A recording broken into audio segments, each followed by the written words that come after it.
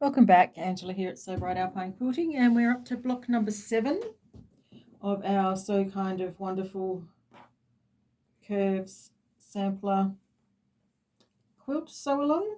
So this is called Beech Tree, and as you can see, lots of little squares in this one.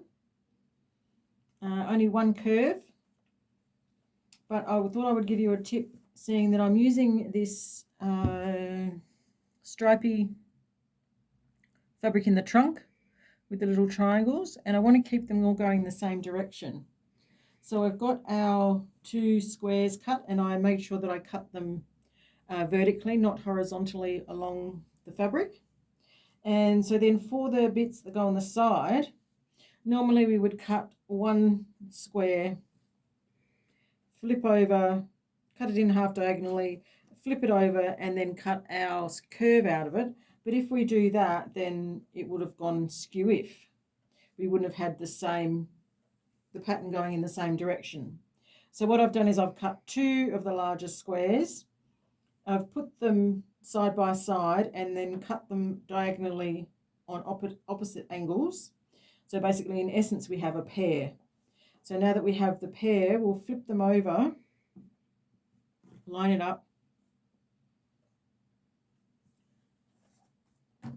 pop our ruler down and chop off those end bits. Just make sure that you can see where I am. Not really. I'll just put that one up there a little bit further.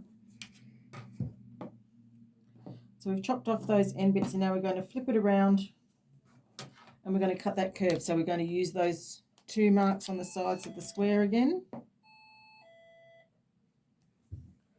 Oh, sorry, there's someone coming in the shop. And now we're going to cut our curve. So now that we've cut this curve out, we can put those 2 pieces down,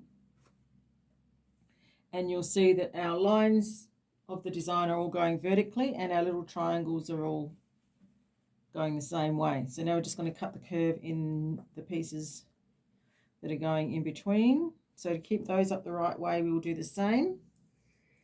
Now we want them to come this way, so we'll pop the ruler back down on that blue line and cut out that curve. So now we have a pair of that one as well. So then we'll just piece those, press them, and join all those blocks together. So we'll see you back when we've done that.